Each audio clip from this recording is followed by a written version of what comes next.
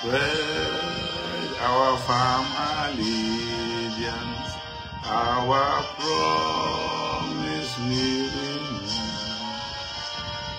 Keep us the God of nations to the Gambia ever. Wow, walem tonyati.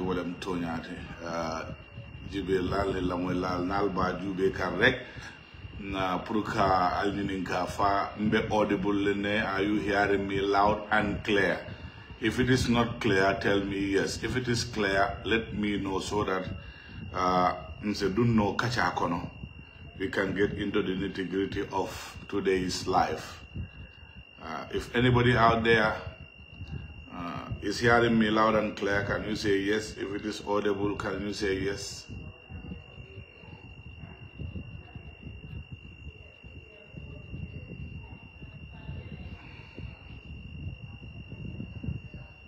If it is not audible too, can you say yes?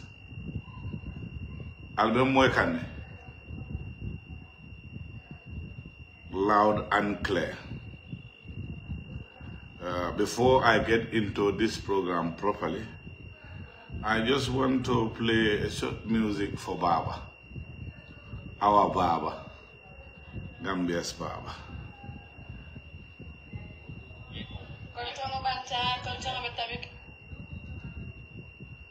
All the time for Baba.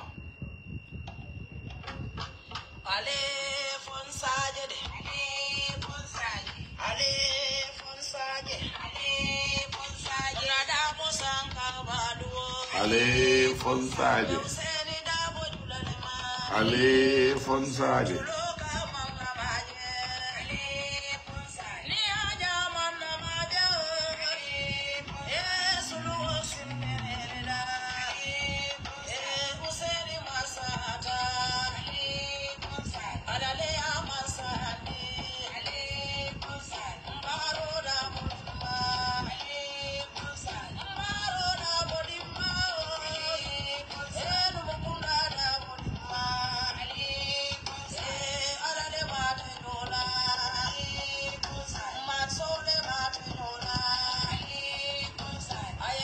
Ondi bata kono Ale Fonsaje, Ale Fonsaje.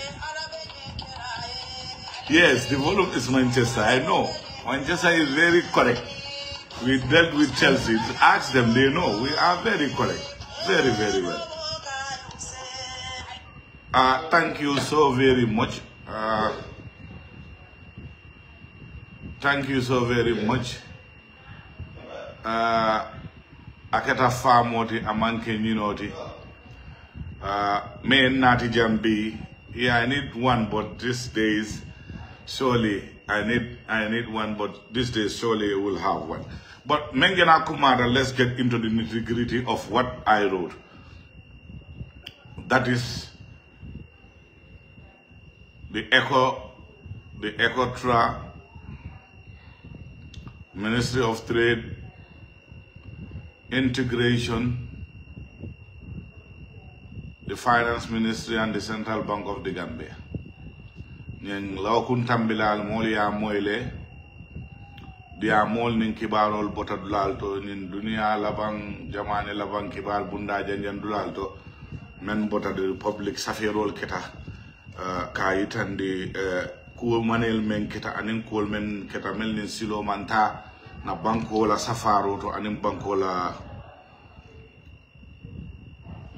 kodi marabunda but puruka ko sutiyandi medu na programme ko nyim banko men mo gambeti amanke ntele ngada nyim banko men mo gambeti amanke ntele mol nati nyim banko kam bal nyim banko mol lom bakere wala na nga fengo safe wa don ka foje kelebe kele kono because people here, majority of the Gambian people are not honest.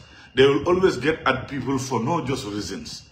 Nini moy problem osoro ina fenso do me alon ko fitino kana onati mo la banko la tamandir bulu nya kono kana onati la professional life kono kana onati kugro me alon ko be mo nyembun la sakara ite kuben beto mol molo akaka kafu jamal leto kafu jamal wala kakeje kamol tokuya kamol dun ninyo la because ntolko membe nyim banko kan United Democratic Party yo wala fo funding ke wala ta wala ko amanke mo kunkilinati or a particular entity or a particular organ of the government. We need a system change, a systematic system change.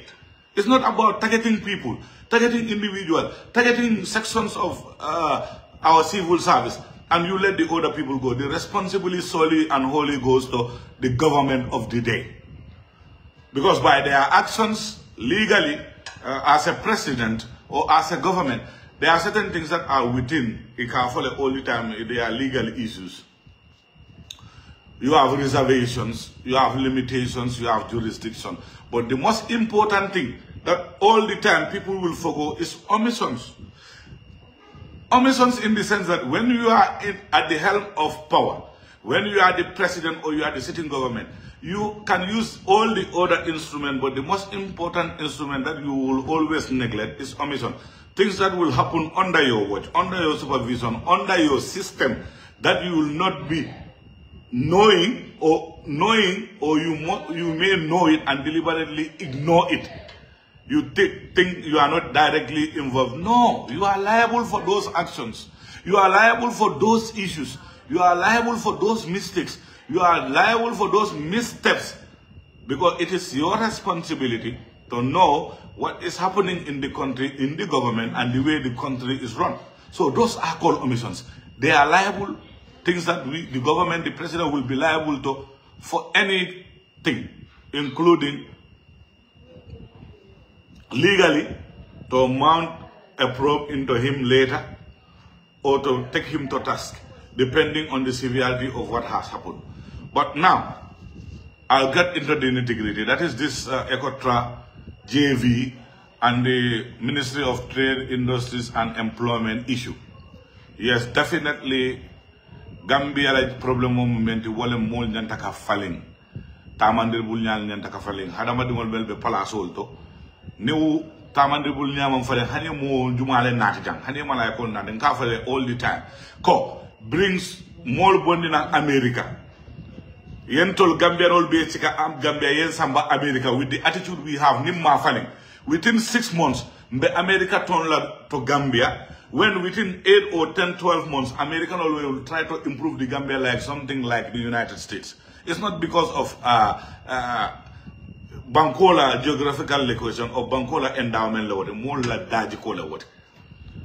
Tonya, Ekoibuga Sulo Seleto de Fajito. I'll come to single obligo waiver or single obligo limit. In the banking term, I have some background about accounting. I was introduced to ACCA in 2001 by Alaji Kurang, Jollof Tutors, when we started it under a tree in Carnifing Estate, their youth center. So I know what obligo mean. I know what single obligo mean. In banking terms, it refers to the maximum amount a financial institution is allowed to lend to a single borrower, a group of connected borrowers. The limit is regulatory anyway. It is to manage concentrated risk, preventing overexposing themselves to a single counterparty and ensuring financial stability. That is all what single obligo limit is.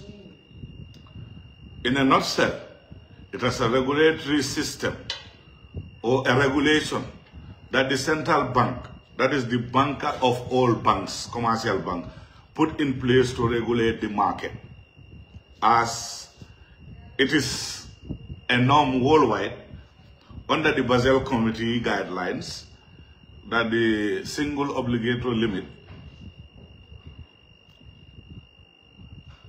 often defines a maximum exposure of 25% of the bank's tier capital single obligo. That is the fact. But how does it operate? And why do they do it? It is to maintain stability within the finance and the banking sector.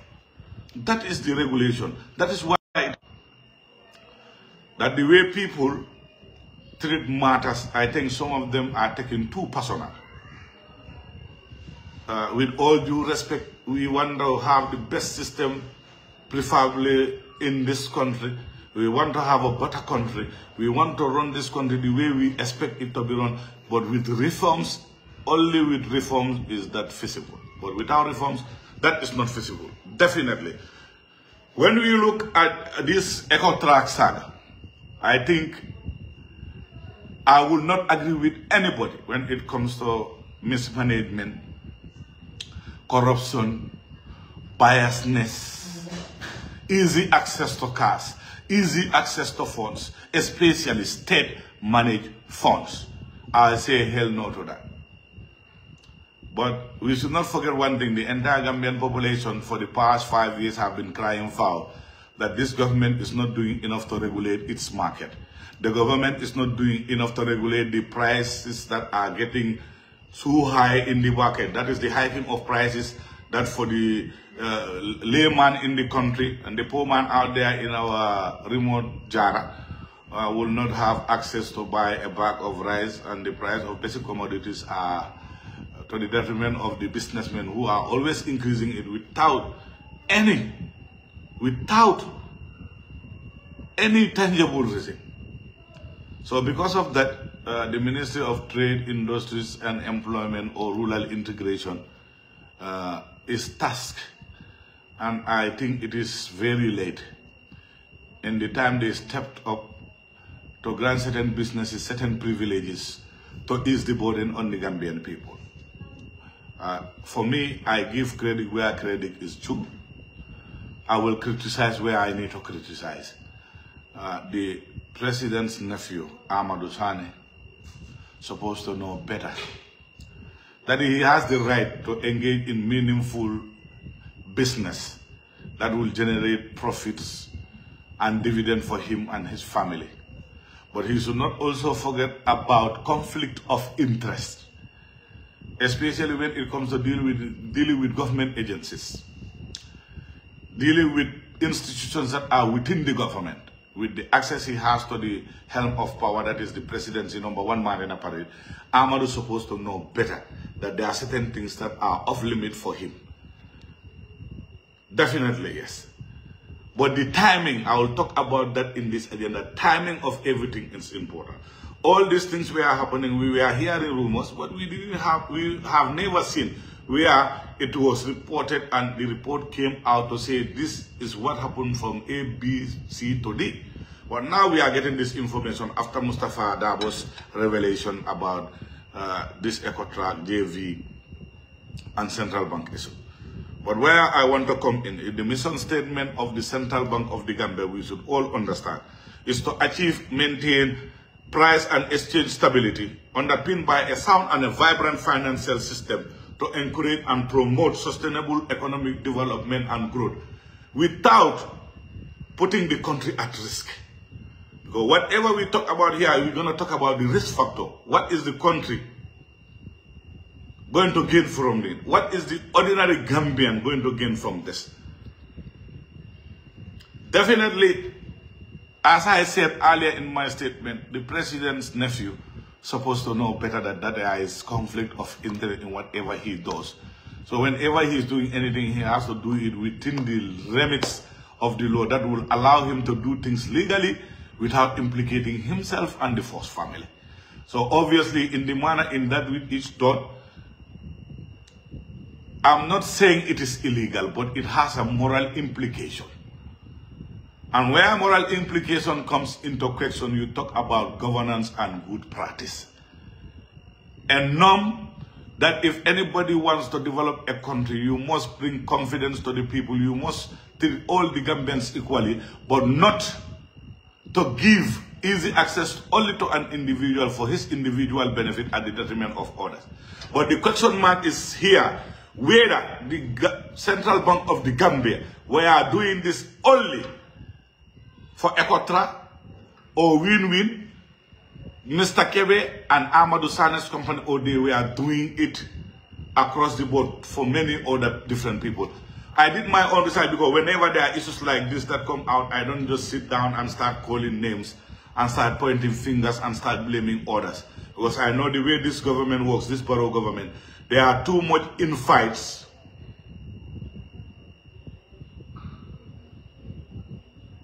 There are too much infights between government officials of this government.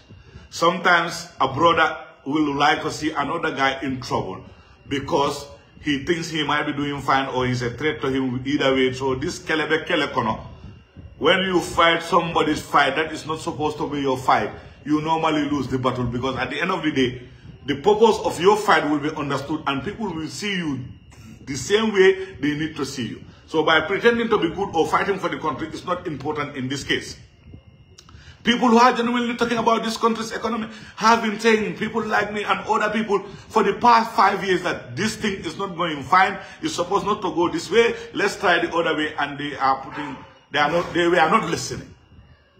We, the vocal minority, were propagating for efficiency, system change, proper physical and economic policies that should be driven by a professional and an ethical institution for the betterment of the country with so much economic growth and stimulus. But no, the vocal minority, that is us, we are telling people Barrow can do it. He can take this country to the promised land. But they said the silent majority decided.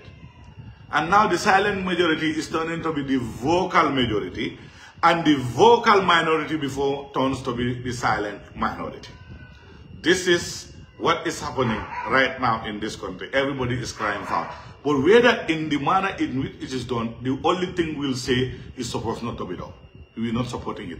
But it's not illegal. People should understand that it is not illegal. I'm trying to put this thing across because when there is this obligor limit, it is within the remit of the central bank to see when it is necessary. And that necessity cannot be qualified by anybody that is not sitting in that seat as the governor. You can't qualify that because people perceive things differently. People will judge things differently. People will have different conclusions to different facets of issues that they come across. So the most important thing is you should not look at one point like the way you want it to be looked at. You should look at the point the way somebody else might look at that particular point. And that is where the conflict comes. Because some people will say, these things are done in a way to create favoritism. Yes, if you ask me, I will say yes. But if you ask the neutral-minded guy, he will tell you the person who did this did it out of best intent for the country. The single obligor to give access to people in other bank, and we should set something straight here. central banks don't deal with individuals directly. There must be an intermediary, and the intermediary will be the local banks. So if we have things to complain and regulate, we must have regulations that will force control and supervise the commercial banks very well. But if the commercial banks are coming to the country here, they are given access to do their businesses and operate their business within the country. They are operating under terms of profit and loss. They are regulated by the central bank, but some of the internal modus operandi of those banks are not under the purview or under the control or under the influence, and the decisions that are arrived there are not directly under the influence and the authority of the central bank. We should put that cap and understand it. Yes, of course, the central bank will solely regulate the banks within the country, but not the internal modus operandi. That is the way the bank operates. In some banks, you'll go there, withdrawals above 50,000, they will ask you for an ID card to be photocopied and to be attached to whatever payment document that you take to the bank. Some other banks, you can withdraw up to 100, 200. By the time you reach the limit of 200, that is where they will start asking for documents like your ID card to ascertain that they want a photocopy and attach it to the document. So the modus operandi of banks are different. So this is something we should put and understand. Yes, that single obligor limit, I saw the letter, it was written to the governor of the central bank, who happened to approve the waiver to give access to ECOTRA and win-win to be able to bring in the purported stock of rice. But it was paid through Megabank. And this Megabank issue also has so much implication, has so much, but we should understand one thing here. Megabank was for sale and will be on record for more than 9 years without a buyer. Megabank was on sale by the central bank for 9 years without a buyer.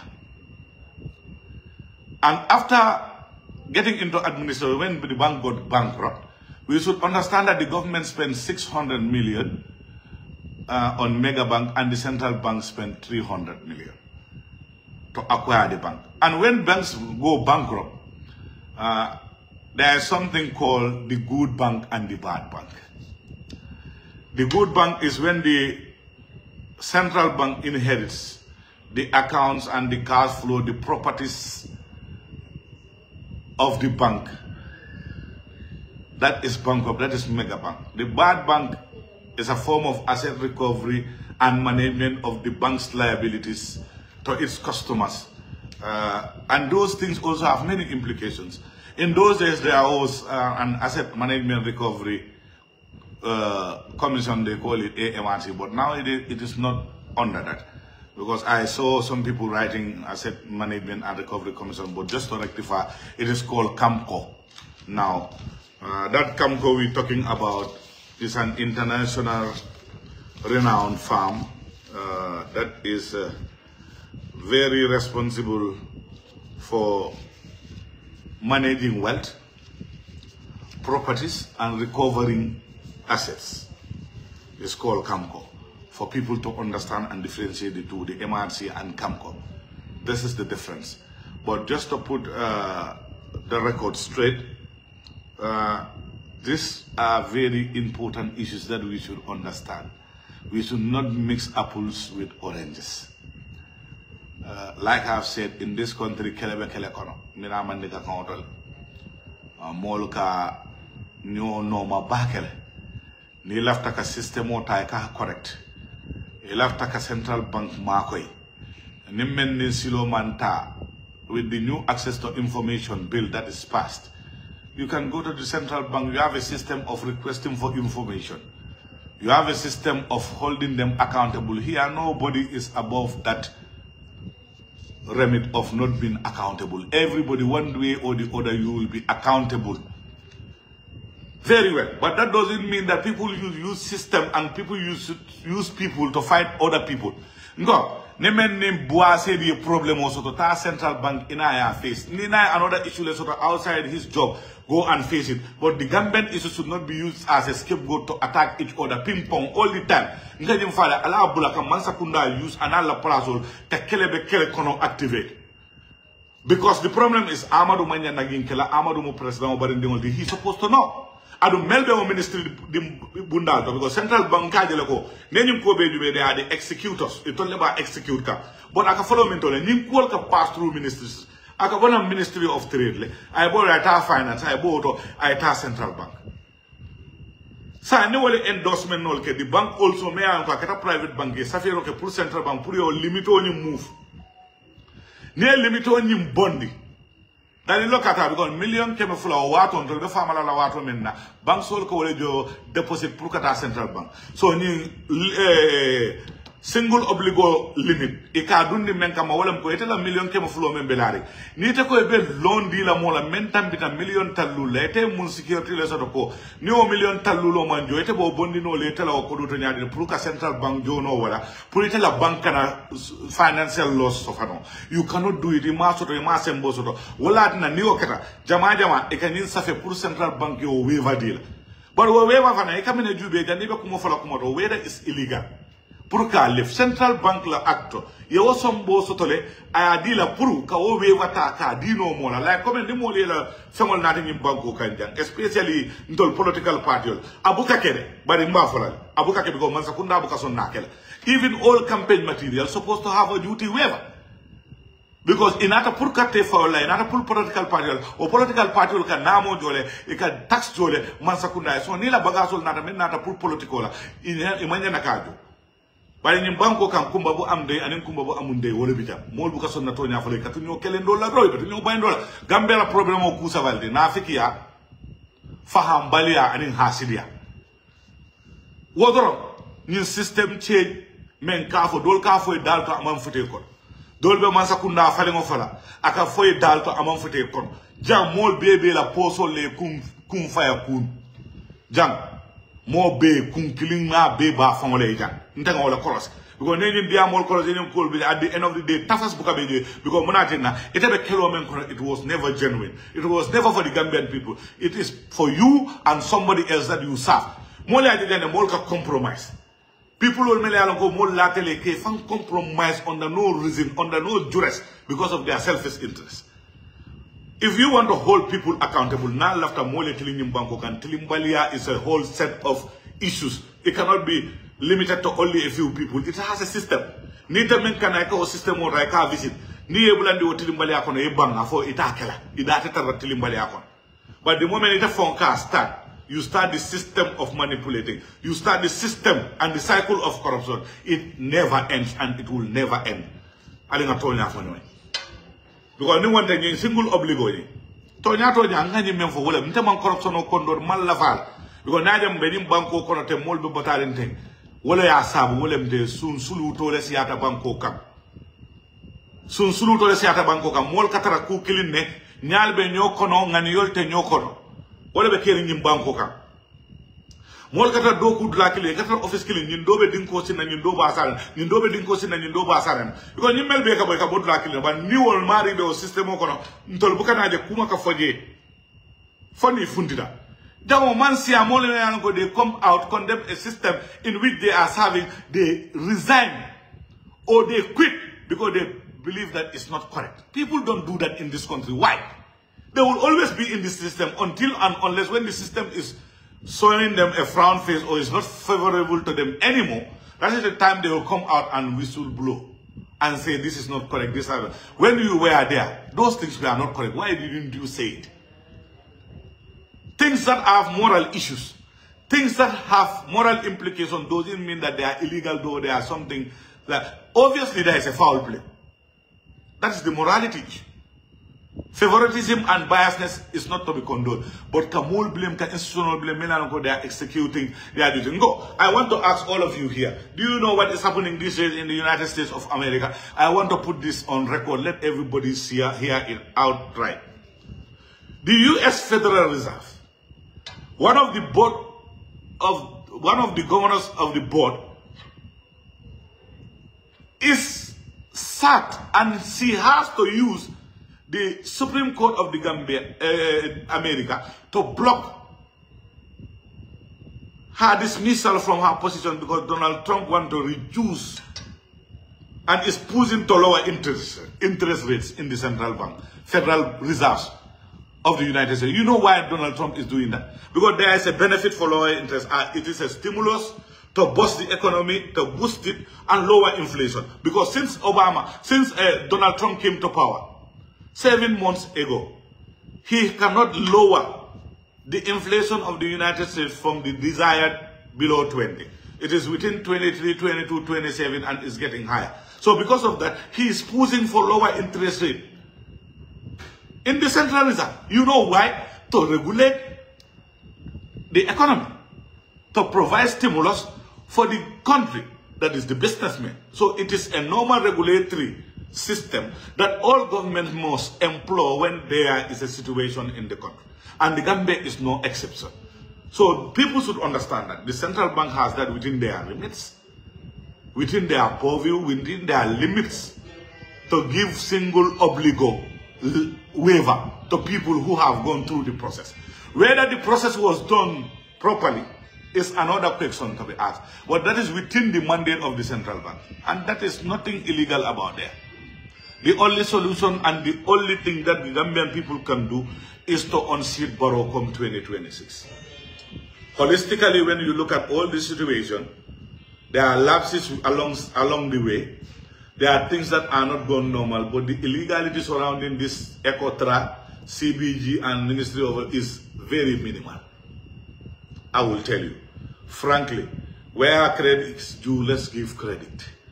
There are more powerful countries in this world. What we were yearning for is when they call fictitiously that there is improvement in the economy and it's not filtering in the livelihood of the Gambian people. That is when I have a problem with them. But frankly speaking, it is not only win-win, because I've done my research. I've come across the Yona rice, the jar rice, are all part of this single obligo limit and waiver that was created for them. We've seen an instance where the jar issue was taken even to the lawmakers, and unfortunately it was passed. The loan was given. What was given to the lawmakers as an excuse was they want to regulate the price of certain commodities within the country. And that is not a bad thing to do. When the intention is good, maybe the application might be wrong, but the intention was very good. That's the fact. But notwithstanding, we are challenging the government to adopt best office practice and good governance principles. Conflict of interest tantamounts to corruption. That is obvious. If you are related to Mr. President, Mr. XYZ, alimol bulotu kumukurale al dabon the business or mansa buka dake business or aduntaka menje jentolani mansa entolani bankoka sign businessman or lafte ke dunnin na the political to when the businessman or keta politician or fatata sita number 1 na pare mo la fiaka maintenir doctoro ke mansa bori kota kole ala ni lawyer ke mansa de bunyani horomoni loi kanto besial. But no businessman or mansa, you don't expect anything different from what is happening with Barrow. That's the fact. Business will come with business interests and it will always push business interests. So what I'm doing that. So in single obligo men kafate, it's not something. Me alonko, nata kute mokor. Ida mal because any men for thing. Akabo min tole mansakunda kon. Akabo min tole government of the Gambia, the Ministry of Trade versus Finance, ping-pong, and to Central Bank, ping-pong. But jang ni ntol mo ganari kende not ken fi. Ntol ni Central Bank ma keku we call Bua by his name and tell him al ma keku. You understand? Ni kuke beni silo manta mba folaile because nyum banko manke Bua tati, amanke sedi kundati, amanke Komma kundati, amanke Dabo kundati. Adum amanke Barrow kunda fanat. So ni mo moya me comme jam mo be sidi pour ka mo dol tudie kuma bo ambe kuma wata keno la But notwithstanding for a motor more use no like that, probably more believe no come also no more sunya pro nala bal that the makelo because you go metal now for the nuntombe muraka and go now surata boise de la plazo alta adambaro ya aliafa bondije a tolka la plazo atuleta ali operate the way you want to operate because nimbe ka muntale ko nali ajubi al dam mal be nyol al beska anun this namala governor ya diata bakelde malo munebe governor ya but the people should tell me because nimbe ni ajubi at the end of the day it can misstep soldier, it can problem where they emanate from, but they are more because I don't mean out of about the Auditor General. I will discuss that also. Because Kelebuka Bank Kelekono Banko Jang Nkajanyame Adungal is too deep rooted in our systems. Now February 17, 2009, when you can all remember.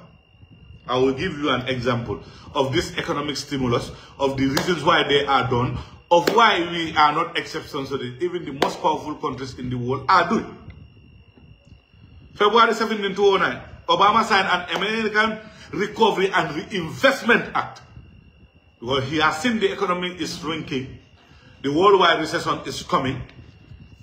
That act was enacted and it was signed into law in 2009, when $787 billion was pumped as economic stimulus, aimed at helping the principal crop that the Gambian people live on is rice. That is our principal food. But with all due respect, yes, there are issues that are there, but from 2022, 2023, because of this jar rice, Yona rice, and this 𝒂𝒄𝒄𝒏 rice, the price of basic rice has come to a sustainable price between 9,000, 950,000, 900, 2,000, 2,100. Definitely. When it was skyrocketing, jumping, going geometrically from one number to the other. But with this stimulus package, the way in the manner is done for win-win, I'm not in for that. And if they have any other issues, let them take them to task. But for this, if we want to call each other out, let's call out the system that dragged it up to the central bank. Yes, from the process in which it started up to the end, we should scrutinize all. There is no issue for us to have reserves and import cover. When that reserve is there, Gambian people need money. It is only when people are talking about issues that pertain the country, and when someone is touched, everybody will jump on and start defending them because of interests that are vested in that. That is not my take here. What I'm saying, what is good for the geese is good for the gander. What is bad for the geese is bad for the gander. But it cannot be otherwise. Apart from the moral and the manner in which it is done, I think the central bank should even step up and support many other Gambian businesses, regardless of their political affiliation or whatever, the businesses I'm talking about. Because this is very good. And I know for a fact that this single obligo, whoever has been done for 𝒐𝒊𝒏, it has been done for Papa Yusuf and their unique solutions, it has been done for Jah Oye, it has been done for Yona, and many other people who are in business in this country, whose businesses are supported in this country, who are employing Gambian citizens. That one of win-win and JV, in the manner in which it is done, and conflict of interest, morality doesn't treat that, and good governance. But the other ones, yes, but there is no noise when those were given. There was no issue. The only issue and the noise about this other one is because of the seat of presidency, that is number one man in the president's nephew, is connected to that business. And it's not only discreetly connected, it's openly connected. That is unacceptable. That is something that we can't take. They should excuse themselves from those type of issues. Because when things come up like this, always people connect the dots. Easy access, accessibility. And why they are giving that. But I think they are mixing apple with oranges. I said the mega bank, the sale of mega bank, that is their right. And the person who is sitting at the helm will be in the best position if you engage him to tell you why. But I said it and I will say it clear. Megabank was on sale for more than 9 years without a credible buy. When it was bought for in excess of 15 million euros. And when you look at the entire amount that the central bank spends in acquiring Megabank is 600, funded by the central government, 300 from central bank. That is $900 million. And 15 million is in excess of 1 billion. And it was on sale for more than 9 years without any potential or competent buyer showing up. I think, to me, and the way I see it as an apprentice, an accountant apprentice, it is a good business. Definitely, spending 300 million, government spending 600, and you sell it more than 1.5 billion, I don't think it's bad business. Whatever intent that may be, whether it's malicious or not, that is not for me to say. But those people who are in the system are there, and they've seen that they didn't resign. They were a part of the system until the system discarded them. That is the time they came up with frivolous and excuses that will not take. Mtemola 𝒘𝒘𝒘𝒏𝒆𝒍 ni after bankola mbebe de na kelok. Ba nintol wulta alko nyum kuntela kala tele be diam ken san wala nyul bula nyul lafta diam wala nyul lafta fitino na to yalla safirol kala fi moli o amplify gambenol dunde a good at that ka mol ke senti san kan yindo ke jinote kan yindol ke mala ko ti wol fe nyun dolu wol nerman ku ke men kuriyana wata wol fon mo kurmol len. And I will get to those points. I will get to those points. Jang monekere. But I'll single loaded. Ni lafta la do kola ali _𝒑𝒔 la baye na je bang. Because ndema amana ni mu kairoti ni banko kan sign ko denke. Modul ni wole loan soto. Mo buka kuma moy ni banko kan. Nobody will say and talk about it. When mafias are sitting on schemes and sitting on contracts and sitting on deals that can multiply 230 million 10 times to 2.3 billion. People are not talking about those things. Only will Assalamu alaikum, just to deviate our attention from the bigger picture, they will bring in these small issues. Yes, we will always commend Mustafa for coming up and writing issues and pointing out things that are irregular. Thank you for that. We're not talking about the journalists who did it, but the people who will be amplifying it. The platform they are compromised. Only people are interested in like only implicated, only pick and choose, cherry picking. The people you attack and the people you should not attack. Regardless of a status quo, a relationship to maintain. Where we talk about poverty in excess of 76% in rural Gambia. 76% of rural Gambia lives in abject poverty. People are not talking about that. In urban areas, 34% are living in abject poverty. That means that they cannot make up 3 square meals a day. That is pathetic in this context. People are not talking about that. How can they regulate that? Let them go to central bank. Let them ask the central bank to do a lot for them. And the central bank, I know, are doing a lot of things for this government. Now,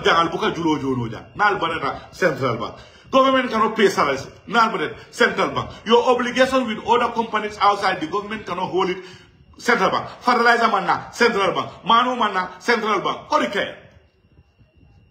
And people understand one thing. All these agencies in government, they are audited, whether they are doing fine or not. But when the auditor reports come out, we found them that they are doing a little bit better than other agencies. Ministry of Finance, and Union Dolbe Yanko, Molke audit like Nimbanko Kono, Nafulo Mbekatina Nimbanko Kanja. And Kajutu men. Well, when you go to areas like the port, the GRA, people are not talking about that. Where the wealth comes from. A few people will siphon our resources. Lopitani mumeo abuka boroso jio buka soto je mo kilina suo aka windmill soto aka bohol soto aka munta ko abe living in Angleterre. When I go to certain areas and I see certain compound, I think I live in dreamland. Then the best stay in Damani will be living in Yamu Manga killing the phone better in Banco Kilmaka. But no, we'll look at this course. Project Solve dealer more than without it being checked, without it going through the proper processes. Sad nation, Banana Republic. People are not talking about those. Ni OIC, project Tata Banda, Tulobala Science, ni Motol Mensata, ni OIC through procurement. Tender, open tender. Member get out of you have not heard of it. Where things have been overpriced. Kudos to the Auditor General. Auditor General Doko Betiata. Auditor General na Betiata. But now for General who audits the Auditor General. And I will get to that point in this video. Who audits the Auditor General? Ila Doko Ninyata. Yeme itan di banku din kendo ka wallet. Inyanta ka wallet, that is what we should do, regardless of whether form correct or form correct. But eka doko menge we support that, and it should be done like that. Banku din kendo ka wallet. But menka njaka linga ofaleko. Nemo be mansakunda palasolto. They never say anything until when it doesn't go their way. That is the time they stand up and to fight for the Gambian people. You cannot use us. We are tired of fighting your fight. Fight among yourselves and stop blaming each other and stop blaming the people who have not even done anything. The people who have done something, ministry, trade, finance, central bank is under all of you. Masakunabe marringal. Niyo kwelke melni silo mantal waya fonya malaka wole fisata ka kumal fo meli alon ko manso ndol manke dofti single obligo mo le alon central bank ka bondi nole adu ya bondi mo le gante monte mo klim fula sabanani. The only thing me alon ko me I have a problem with that is aketa me on president barindi woldi. That's conflict of interest and the morality surrounding the entire thing. I can't support that. I can't take it. But the process clean.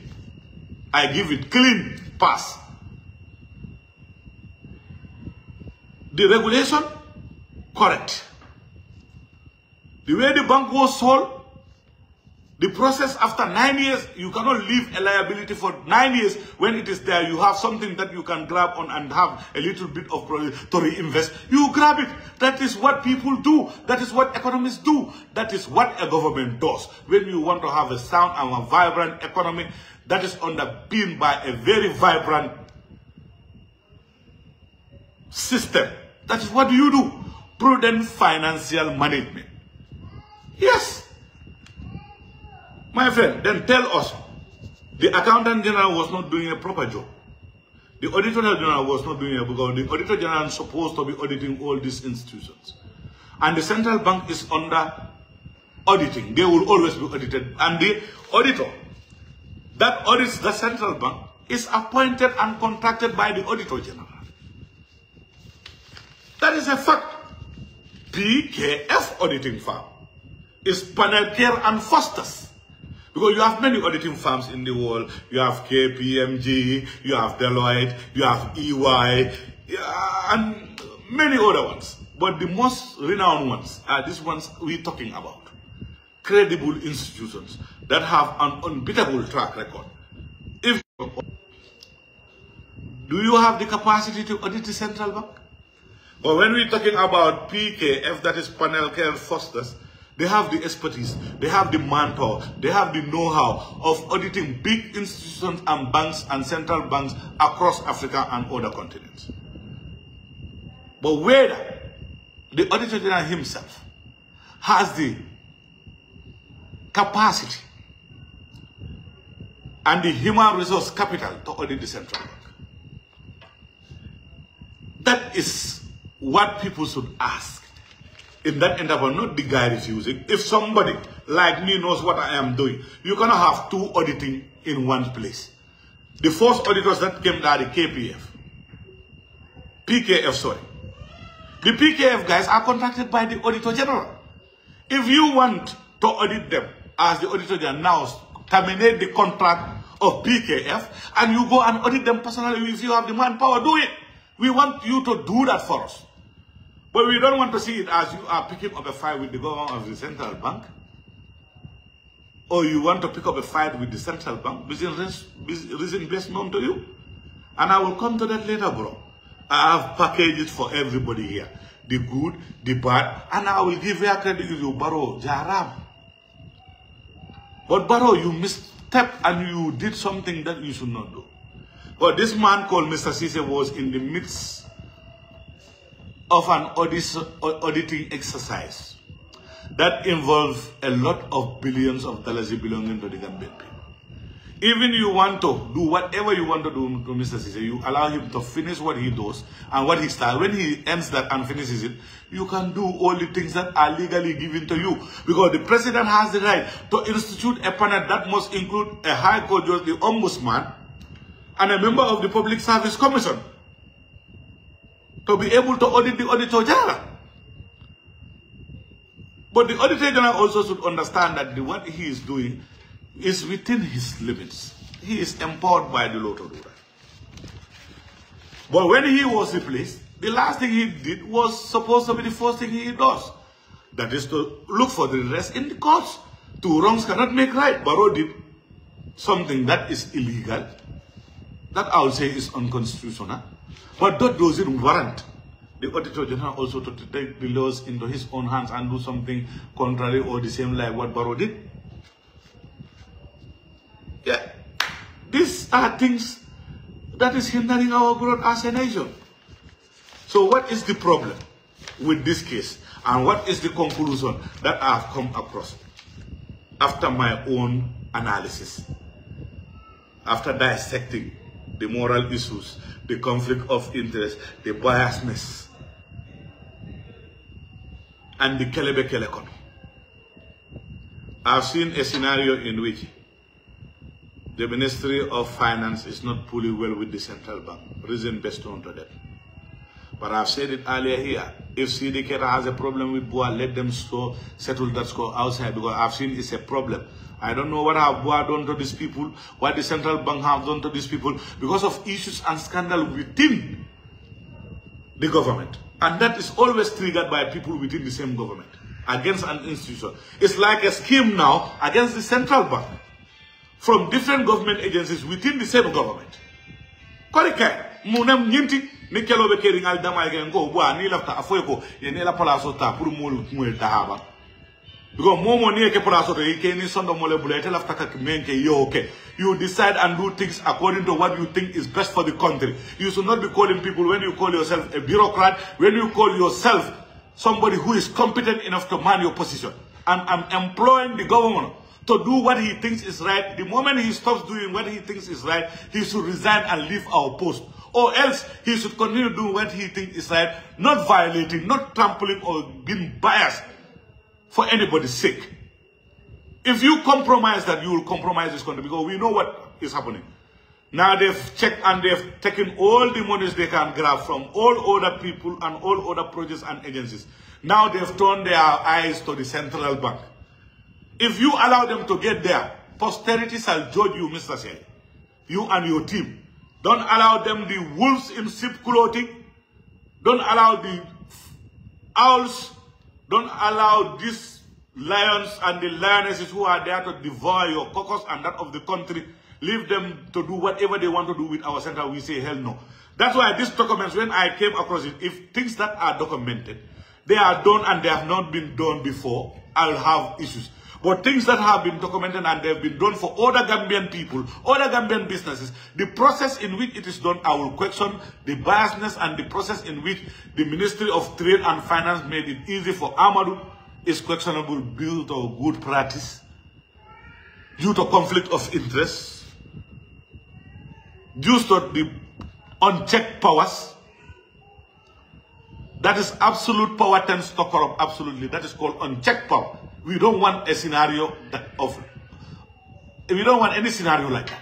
But apart from that, put your stamp down as the governor of the central bank, because I've seen and I've checked for the last years, Gambia is one of the, you were recognized by UPS as one of the best 15 central bank governors within our region, that is the African region.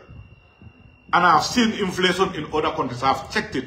When it comes to the real arithmetic, the Gambian Central Bank is doing far better. But now, they fail in the projects, because we are at the end of the year. The project monies are not coming forth.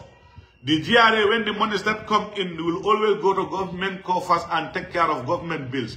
Now their concentration will be on the central bank. If you allow them, mark my words, I'm going to have a big fight. And we will follow and pursue that to the letter, that you should not allow these people to have access to our central bank, especially our coffers. Because we are watching. But we will not also allow people like them to use their offices to get at you people. We'll say hell no to that. Productive government people who have served institutions internationally, were found doing very well there, came back to this country to help the country to develop and to push the country's economy. People are fighting them within the system that employed them. It's pathetic. This is how bad, this is how dilapidating this borough government is. They don't want to see anybody who is serious, anybody who is committed to national development. You are their issue, you are the poison. They will use all the agencies, they will use all the holes and the mistakes, and they will think to get at you. This is what is happening right now.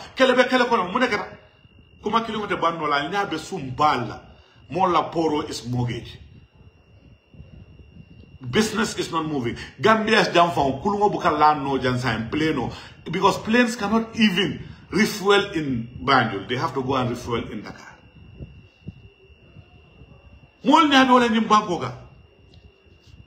Billions of dollars.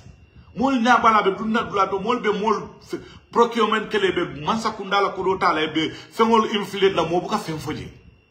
230 million you wanna talk about? When over 100 cars inflated for more than $39,000.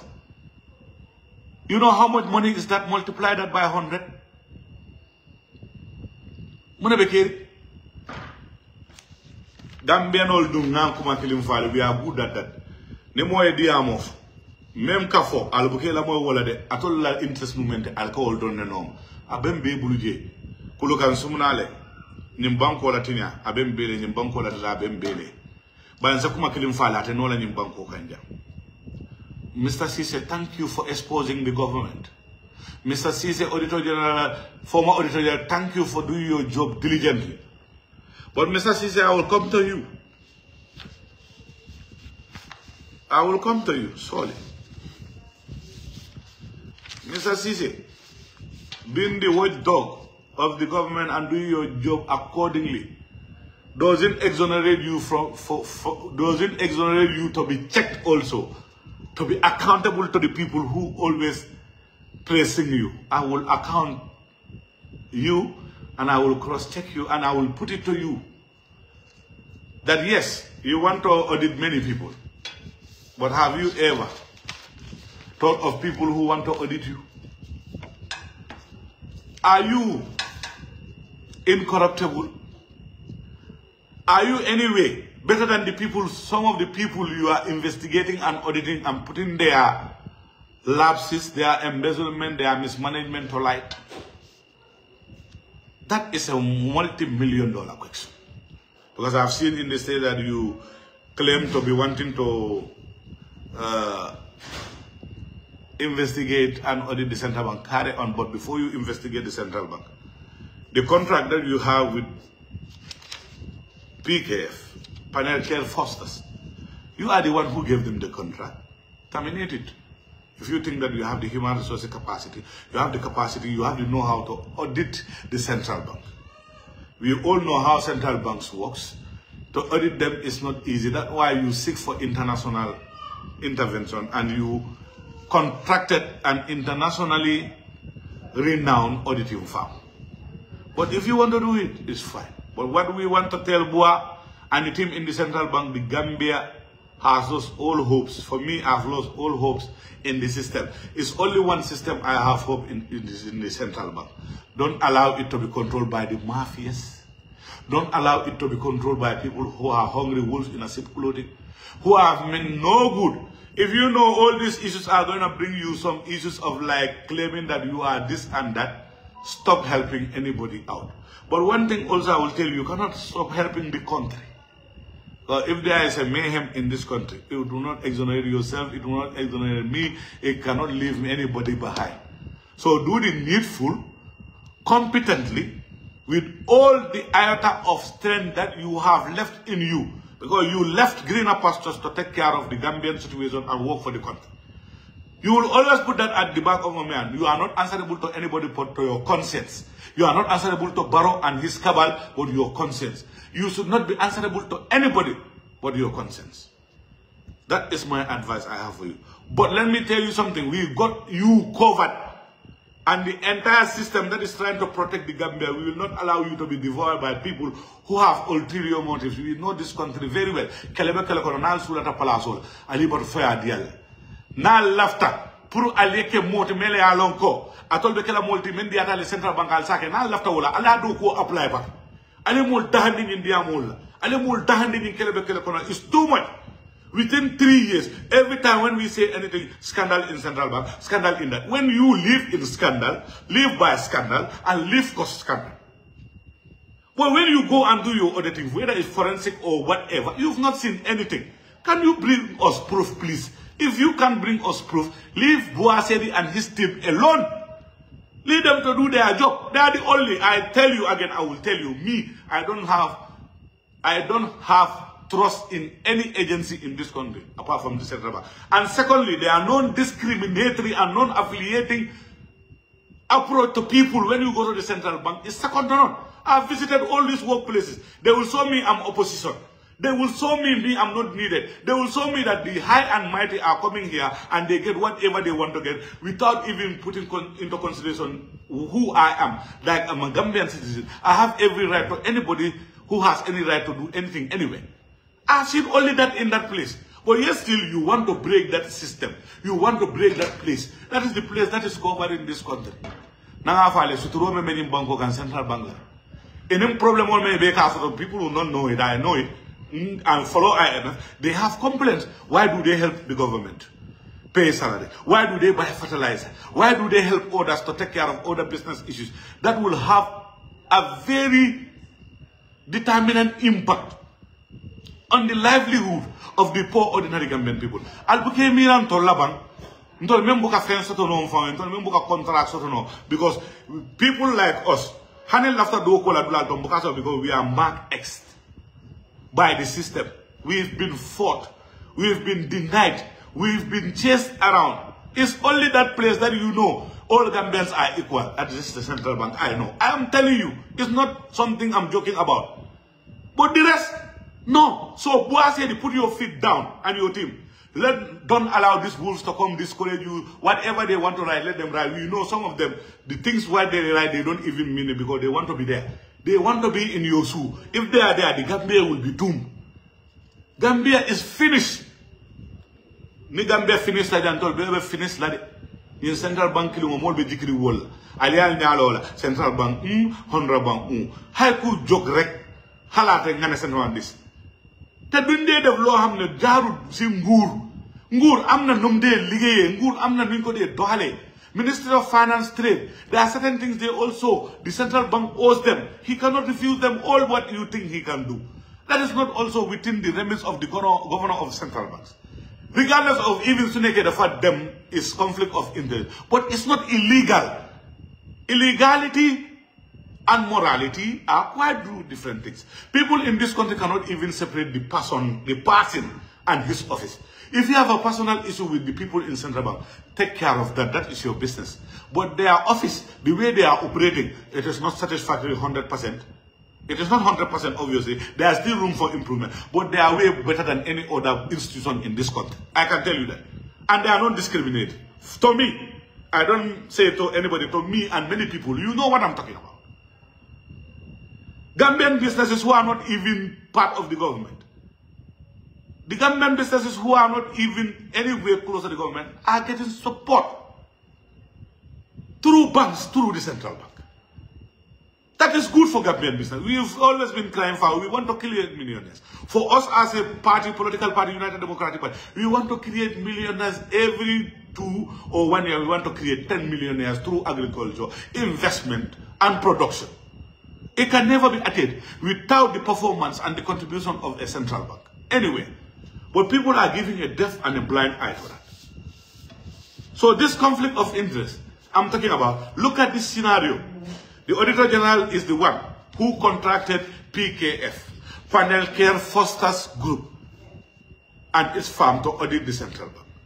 You also want to come and audit the central bank again. That is duplication of functions. Nobody will allow that. No sane economists will do that. You either scrap the other contract that you have with PKF and come and audit the central bank If you have the capacity and the technical know-how and the human resources capital, you can carry on and do it.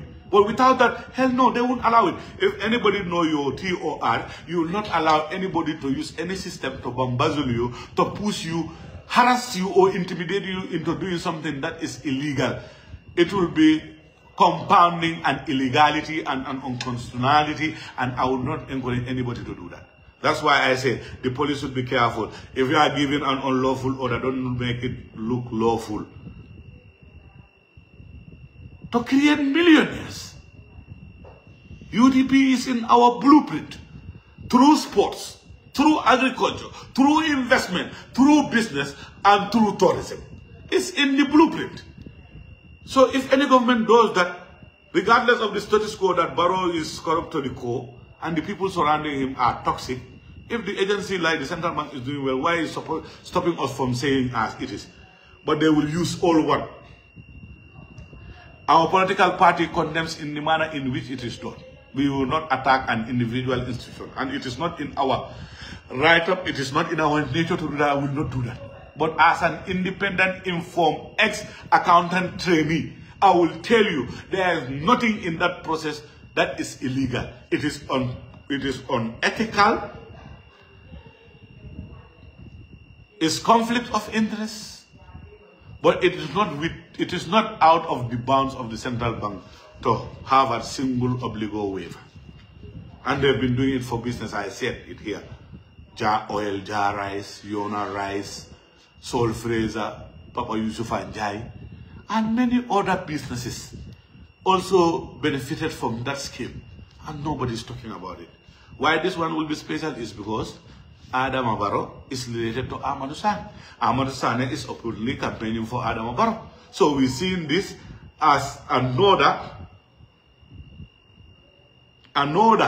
platform to get added advantage on your political opponent, because you have access to a businessman who is very wealthy and he is supported by the system that you are living in. That's the incumbent.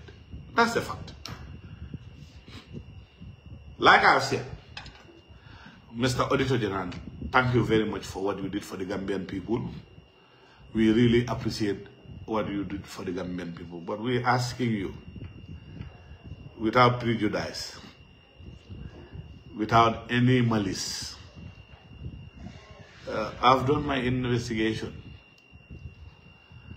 Since you came 2022 to date, you've appointed 6 directors.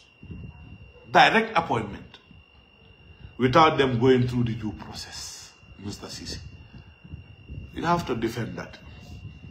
The Director of Forensic Audit, Nyawuru, with 0 auditing experience prior to her appointment from GRTS Direct to a director. That's a fact, Mr. Auditor General. Director of IT. IT Audit, Abdurrahman Baji. Direct appointment without going through due process. The Director of Leisure, Babukar Sise, is your cousin from the United States. Conflict of interest, direct interference and conflict of interest, Mr. Auditor General.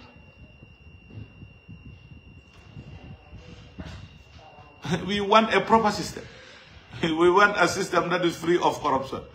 But you exposing corruption of the government, fine, we allude that. But you yourself, you are engaged in practices that are not corrupt-free.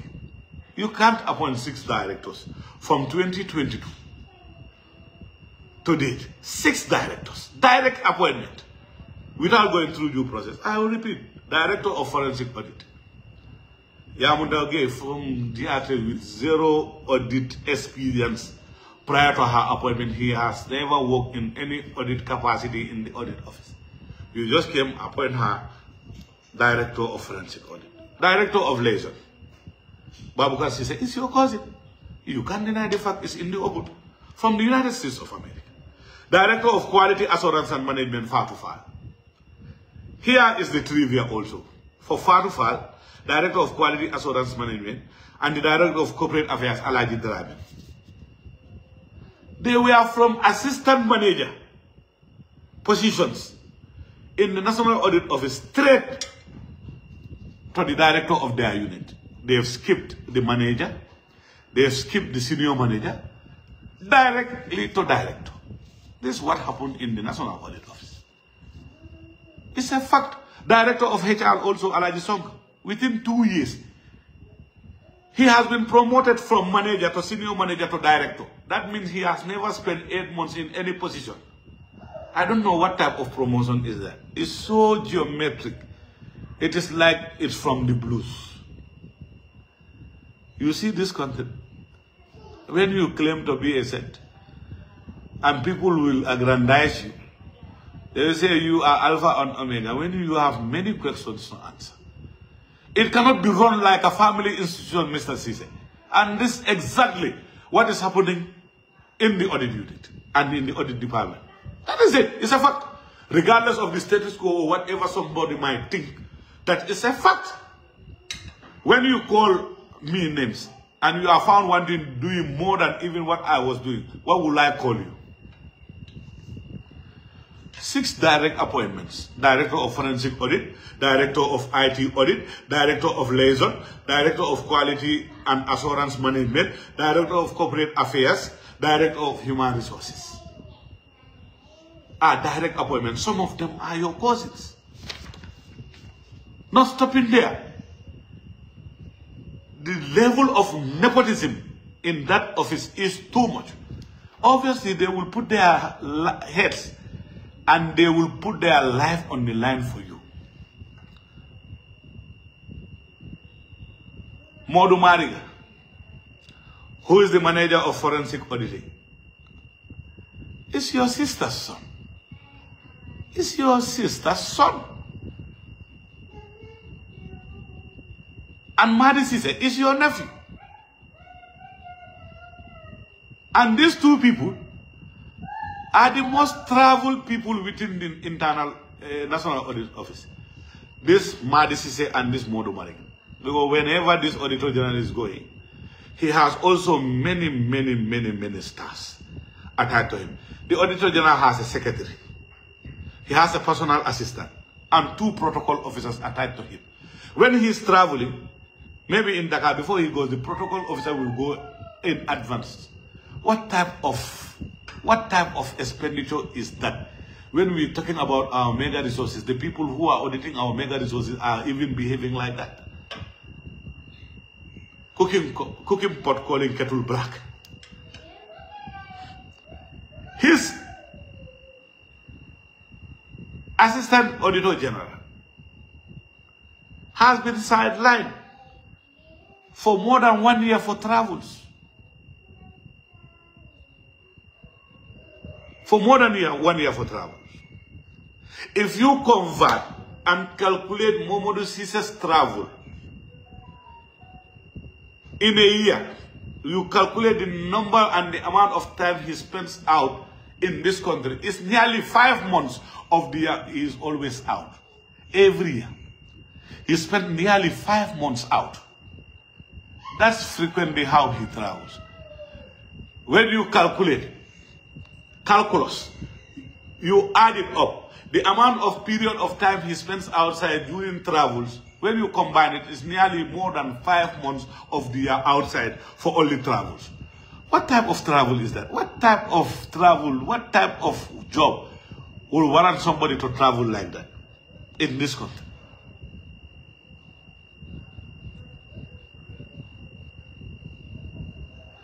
He has sidelined many people. Because of that, 2 of his directors left before even their time they resigned. Because they've been sidelined, they've been marginalized, they've been avoided. And that is not the end. Even his wife, his cousins, and many other family relatives are employed in the National Audit Office. I think I will implore the president to set up a probe, a personal probe into the National Audit Office. Même foka njak Gambia nolu alila mo menyum fala man ne ka kawdo pour mo be ya faham pour ñu déggal li ma wax bu baax xam nga fii Olof Njaay moo ne woy buy suuxal gaal si tefes ñemeñ ngaa nekk si diggi gaal si géej nga woy boobu kenn ñemeñu la def loolu kumba bu am ndey ak kumba bu amul ndey auditeur général dafa def liggéeyam nu mu ko waree di audit nit yi nu mu ko waree mu ngi expose yoo xam ne waaye moom si boppam ndax moom si boppam set na li ma wax nii nekku di sosal kenn de loolu moo xew auditeur bi lu mu dee tukki soo ko xaymee nga boole ko si days and si hours ëpp na juróomi weer lu mu dee def si biti si tukki kese te moom su moo tukki moom dafa bari staff moom kese as auditeur général dafa am personal assistant am secretary am ñaari protocol officers yoo xam ne moom su moo tukki sax ñooñu ñoo dee jiitu si fu moo war a dem ñu dem ragle kayitam yi ay Dakar nii pour moom muy tukki te suy tukki tamit du tukki ak indaale de business class lay tukkee de government funds business class lay tukkee na affaire bi ree kii bu mu nekkee auditeur général ba léegi 2020 ba léegi 6 directors juróom benn director la appoint directly without due process director of forensic audit Yaamu Ndaw Gueye jógee GRTS with 0 audit experience musta liggéey audit office kooku isi na ko appoint director of liaison Baboucar Cissé kooku cousinam la mbookale cousinam la America United States director of IT audit Abdourahmane Badji moom moo ko appoint within this period 2022 ba léegi Look at now, but money. Director of HR, Alaji Sonko tamit within ñaari at am na ñetti promotion manager, senior manager, ak director of human resources. Xanaa yow tamit jine yi ñoo la dee jàppale tamit ndax lii yëpp du dëgg ndax liggéeykat amul si département boobu su du ñi loolu mooy ban façon waaye pour tënk affaire yi mooy ne director of quality assurance management ak director of corporate affairs mooy Alaji Dramé ak Farfar dañ leen jëlee assistant manager. Top low leen manager, top low leen senior manager, def leen director. Def leen director. Loolu yi dëgga kenn mënu koo wéedi moom si boppam mënut a wéedi lii. Waaw mënut koo wéedi. Soo demee si forensic unit boobu fu mu appointé Yaamu Ndaw manager bu fa nekk kooku doomi système la Modou Mariga ak Madi Cissé kooku tamit nef yóbbu la. moo leen jël te ñooñu lu ñoo tukki si département boobu kenn du ko dee tukki kenn du ko dee tukki yu nekk su ñëwee ñu ñooñu dañ dee tukki nañ leela loolu su weesoo soo demee sayiti jabaram koosini jabaram yi rakkaam yi ak yeneen bokkaam yi soo demee foofu ñoo fa nekk soo human resources auditing moo war a dem foofu noonu ñu seet nu ñoo jëlee nit yi waaye loolu yëpp li maa wax ne système bi la rek xam nga système bi su nekkee sàcca yu bëri nañ yaaga ngaa téye sàcca yu bëri dañ dee foog ne pour sàcca loolu is normal dangaa mën a jël lu la neex nga jël anytime te yul go source bi xam nga ñaata assistant auditor général la amoon mu saaj leen le ak yeneen directeur yoo xam ne they got frustrated député yam sax ëpp na at ak lu si tegu du tukki ñii rek ñooy tukki ak moom ñii rek ñooy tukki Modou Mariga Madi Cissé ñooy tukki ak auditor général bi rek ak ñoo xam ne ñoo mooma bokka mbir ñeneen ñi dañ leen a sideline duñ tukki duñ dem fenn foofu la ñoo toog ba ñeneen directeur yi ñaar yëpp resign la wala be keri nyim banko kan ale ngana fo menyo mindi la fiola ani yelo mol be batani njan nyim banko kan dol bi je bu ka fen setoro nyim banko kan dol bi je ex la e bu ka do ko di no le bu ka ko tra fine o mal tara ta to la balu be ala bulu bari ala nyabo til ni mol la na to de problème so la ka ka sen na bog ñol mengo auditor general nko na fo janne lun tatan ko banko juma ka auditor general audit juma ka auditor general audit molbe mol audit la molbe mol audit tol fon nganta ka audit le sign ali audit baro e audit o ngata fon audit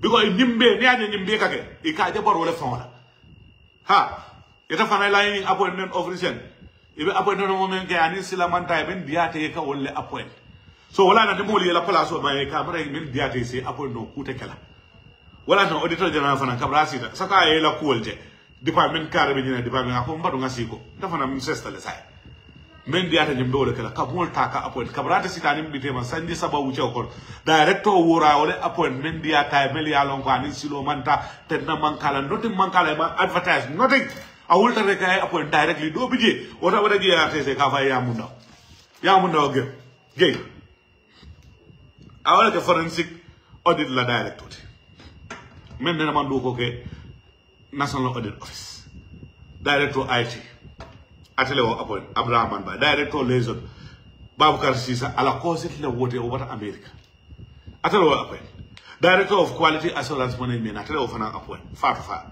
director of corporate affairs Alaj Dramé but Fatou ding Alaj Dramé tawo landa tabe bol bota nan tepe the assistant manager ya jom senior manager ya jom bi tata yeke director will be do kula amanje come be do kula mole sande e be do ko kande o allegiance to not the office or the country but to who Mr. Sise auditor general kelebe kele kon mambandi de mbe do la janne mina kotaje in a fortnight or in a week time with more revelations adundi momo en soso bankola baye bato nga benje yin cool soso ni momo en soso nga bem bankola baye bato yin kumo ngafu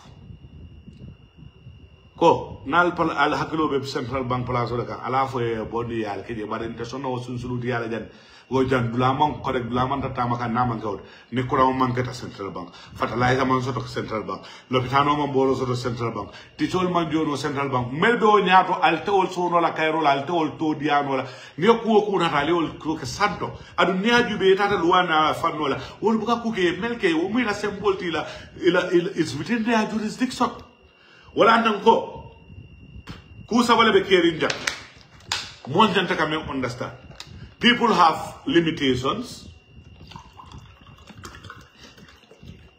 they have jurisdictions, they have reservations and omissions. Law in there, they are all instruments of law. But omission mankeja, what happened here was happening within the remits and the jurisdiction of the central bank.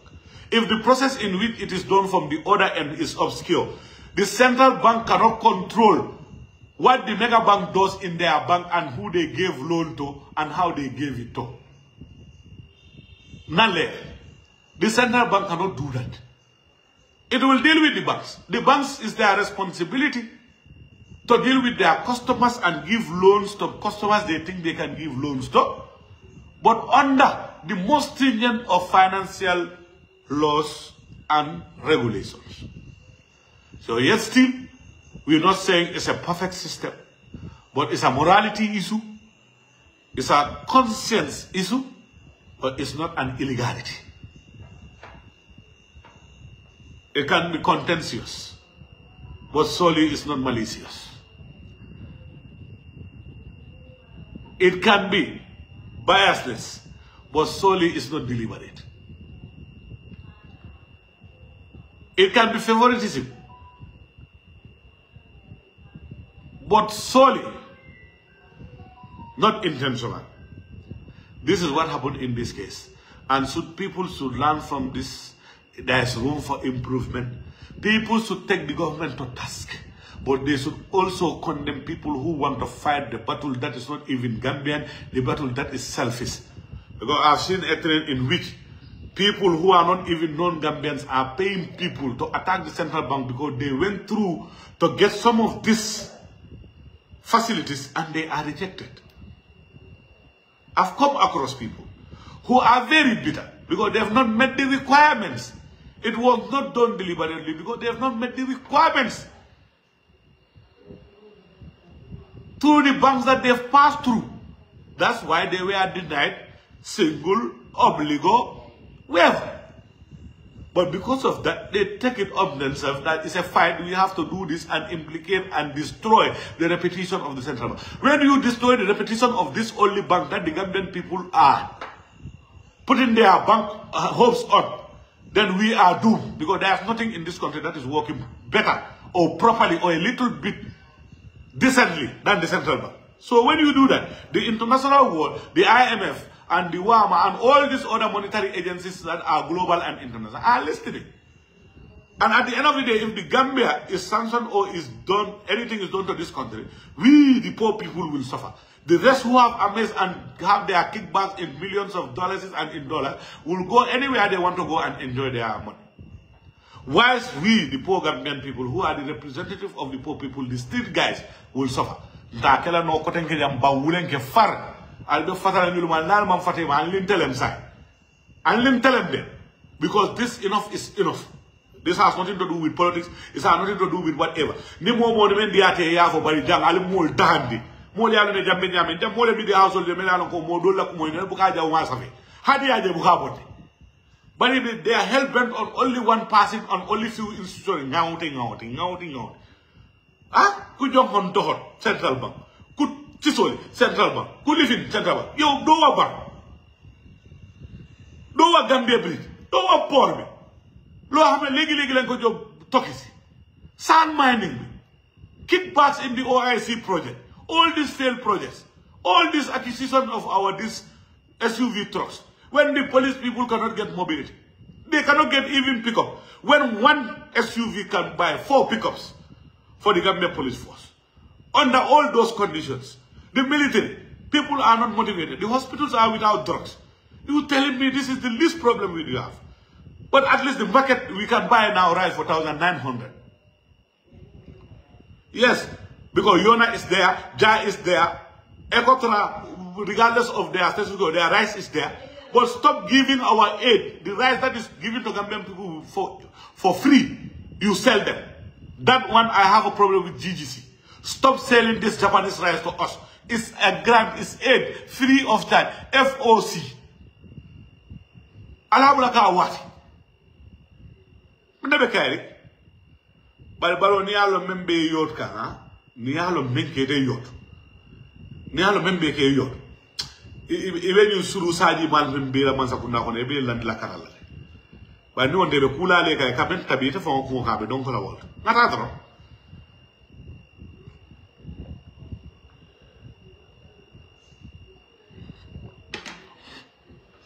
ya le ka ko le ko mu wan wele e comme min so diata ni même fo te ka wul.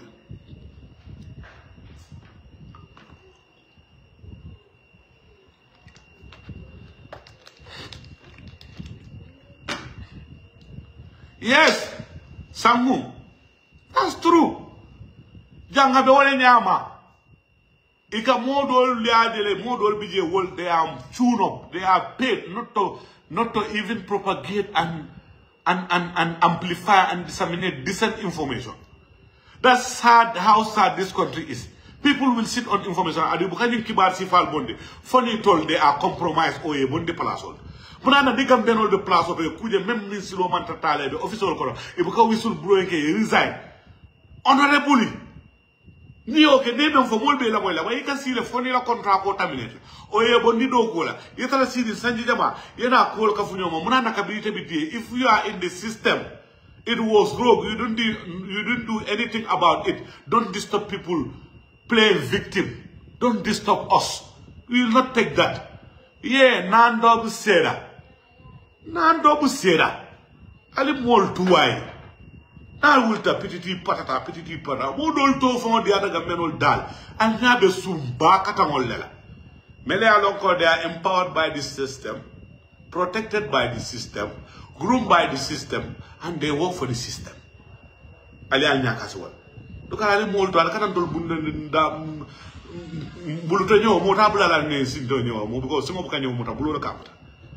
but this is just the tip of the iceberg. I will come with all other major breaking news.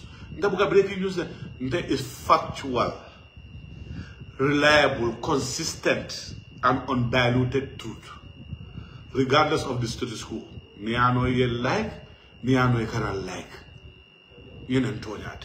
Kelebe kelekon, albole bulade jam.